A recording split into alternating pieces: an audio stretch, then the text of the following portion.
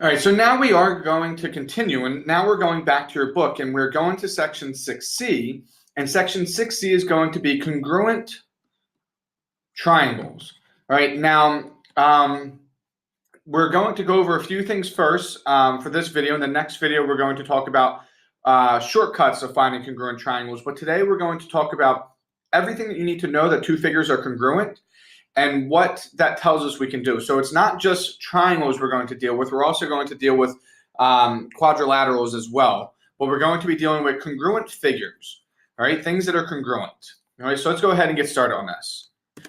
All right, so it's important to know what it means to be congruent. So two geometric figures are congruent if they have exactly the same size and shape. Right, so this is a good description. So imagine cutting out one of the congruent figures, and then you can position the cutout figure so that it's fits perfectly onto the other figure.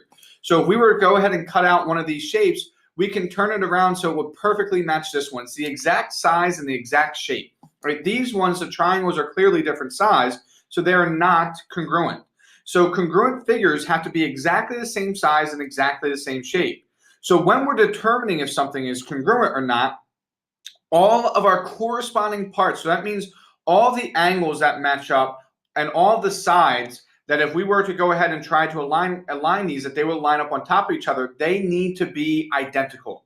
They need to be the exact same size. So all of our corresponding sides and all of our corresponding angles need to be congruent. All right, so we're going to go ahead and talk about this for a second, and then we're going to write out a congruency statement, and then we're going to answer some problems. But in order for two figures to be congruent, they have to be the exact size and the exact shape. All right, the exact same size and the exact same shape. All right, so here when we look at these two triangles, they're both positioned in the same way. And what I mean, sometimes the triangles will be like rotated or flipped upside down, and we have to imagine if we rotate this that they would then be corresponding. So here, this is the exact same triangle to slit over. And the way that we know that these are congruent is they give us all the correct markings. These little circles, or these little half circles that you see in the angles, they're called arc marks. So this tells us that angle A, so angles, this tells us that angle A is congruent to angle F. These two arc marks and these two arc marks tell us that they're congruent. So angle B is congruent to angle E. And in here we have 3 arc marks and 3 arc marks, so that means they're congruent. So angle C is congruent to angle D. So when we're determining if something is congruent or not, we need to go through all of the angles and all of the sides, because all of the corresponding angles must be congruent, and all of the corresponding sides must be congruent as well. All right, so now if we look at our sides, here, this side AB, it goes from 1 arc mark to 2 arc marks, so it corresponds to this side, 1 arc mark to 2. And this is telling us that segment AB is congruent to segment FE. So we know that they're congruent because they each have a tick mark. This one, they have 3 tick marks, and this one has 3 tick marks. They're corresponding to each other in the position of our triangle, and it tells us that they're congruent. So segment BC is congruent to segment ED. And then the last one, there's 2 tick marks and 2 tick marks. So that tells us that segment AC is congruent to segment FD. All right, so in order for the triangles to be congruent, every single corresponding angle and every single corresponding side is congruent. So if we're going to prove that two triangles are congruent, before we learn any of our shortcuts with side, side, side, and things like that, you need to literally show every single angle and every single side. After you do that, you draw or you write what is called a congruency statement.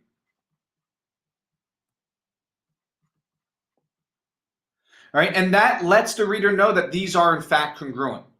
So when you pick your first triangle, it really doesn't matter how you write it, but I'm going to start with triangle ABC. So I'm going to say triangle ABC. All right, now this is where it matters. When you say it's congruent and you're writing your congruency statement, the corresponding angles that are congruent to each other need to be in the same place. So since angle A is congruent to angle F, that means that my F needs to go first. Because the way that we write them, it tells us which angles are congruent and also which sides. So since B went second in this triangle ABC and it's congruent to angle E, that means angle E must go second. And then since C was written last and C is congruent to D, D must go last. So if we look here, all of our corresponding angles match up. So this first angle is congruent to this first angle. The second angle in the middle is congruent to the second angle. And then the third angle is congruent to the third angle. So when you're writing your congruency statement, it tells us which angles are congruent to each other. But then on top of that, if we were to erase this real quick, it also tells us which sides are congruent to each other. So not only do the angles match up, but any of the two angles that are written next to each other form a side. All right, so this AB forms a side. So these two are congruent to these two. So AB is congruent to FE, like we already said.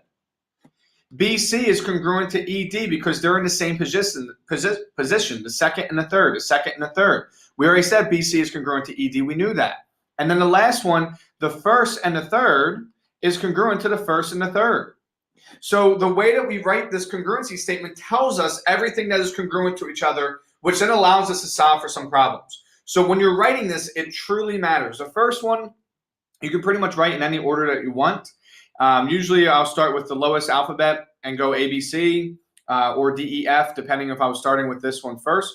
But then the second one has to match up where all the corresponding sides and angles are congruent. All right, now I'm going to show you guys a chart real quick. It's everything I just went through. We're just going to go through it really quickly, and then we're going to answer some questions. All right, so this is another thing exactly what I was just writing, but I'm showing you this because it's typed out. It's a little bit nicer and neater, and it also shows for polygons as well. So remember, triangle ABC is congruent to triangle DEF. It's nice and color-coded where A is written with D because they're congruent to each other based on our figure. B is congruent to E based on our figure. They're congruent. And C is congruent to F. They're congruent.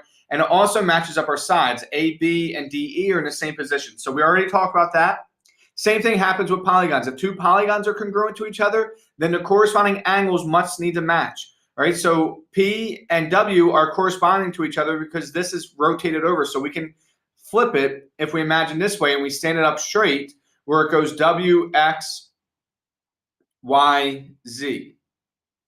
All right, and then we can go ahead and fill in all of the corresponding sides and angles as well. So it's as if we just flipped it over. So here it tells us color-coded exactly what we did before. The first angle is congruent to the first angle, the second, and so on.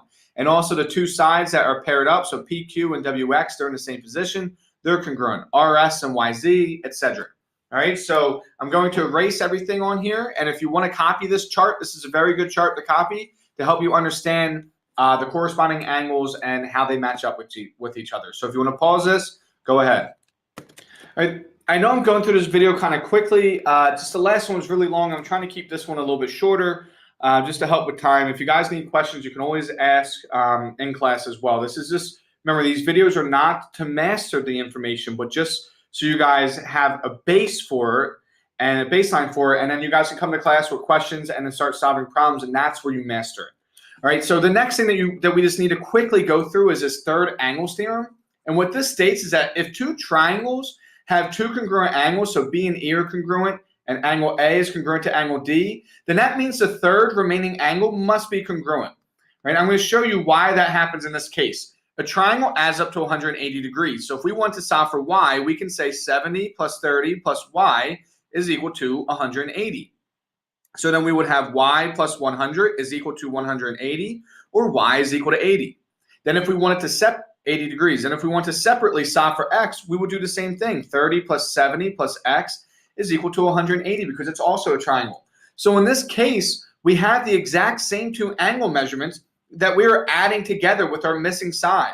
So no matter what we do, this 30 plus 70 is going to be the same as this 70 plus 30. It's still going to be x plus 100 is equal to 180. And then when we subtract over the 100, we'll get x is equal to 80 degrees, just like we did for the y. So in this case, whenever you have two angles that are congruent to each other, which we do here, then the third angle must be congruent because we would end up adding the same two numbers together like we did, and then we would end up subtracting the same number from 180, and that would give us the exact same value. All right, so this is just something that you need to know.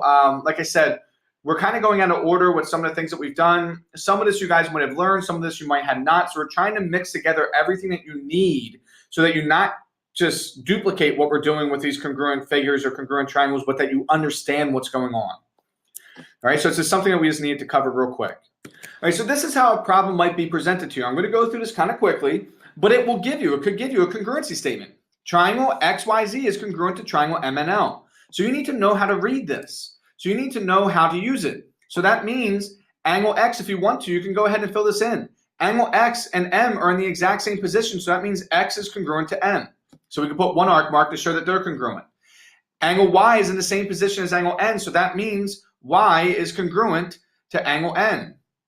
So we can put our 2 arc marks there. And then the last one, Z and L are congruent to each other, so we can write our 3 arc marks there. So by filling this in, we can already identify and answer these questions really quickly. Then we can go ahead and fill in the sides. We can either read the congruency statement, or if we fill these in correctly, X and Y goes from 1 arc mark to 2, N and M go from 1 arc mark to 2, so that means they have to be congruent. X and Z are the first and third in this, so M and L are the first and third, so they have to be congruent.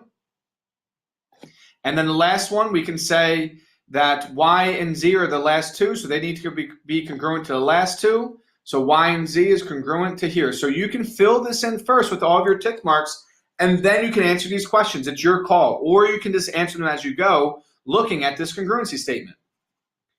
All right, so now our first one, measure of angle Y is equal to what? Well, the measure of angle Y we said is congruent to the measure of angle N, and they give us that the measure of angle N is 124 degrees. So that is Y is also 124 degrees. YX is equal to what? Well, YX over here is congruent to NM. And since we know what NM is equal to, we can also say that YX is equal to 8. Triangle LNM is congruent to what? So now we're completing this congruency statement, and this is where it matters order. So since L went first, L corresponded with Z. So that means Z needs to go first for this one. N was second, and N corresponded with 2 arc marks, corresponded with Y, so Y needs to go second. And M was third, and N corresponds with X, so X needs to go third. So that would be the answer in number 9. All right, now for number 6, the measure of angle M is equal to, well, M has 1 arc mark, and X has 1 arc mark. We know X is 33 degrees, so M is also 33 degrees. They are congruent. And if you notice, this one here says YX without the line on top, and this one says YZ with the line on top. This is meaning segment. So this is going to be congruent to another segment. Once we don't put the line on top, it means distance. And our answer is going to be a numerical value. We're going to give a number to it. When it's just a segment, we're not going to give a number. Congruent, it's congruent, not equal. So we need to write it to another segment. So YZ, we said, is congruent 3 tick marks to LN. So we would write LN with the line on top. All right. Even if I asked you and we knew what LN was equal to numerical value, the way it's written here, it does not want the number, but it wants what segment it is congruent to. All right, and then number 10 we'll do here. It's triangle YXZ is congruent. So Y we know corresponds with N, so that means N has to go first. X corresponds with M, so M has to go second. And Z corresponds with L, so L has to go third.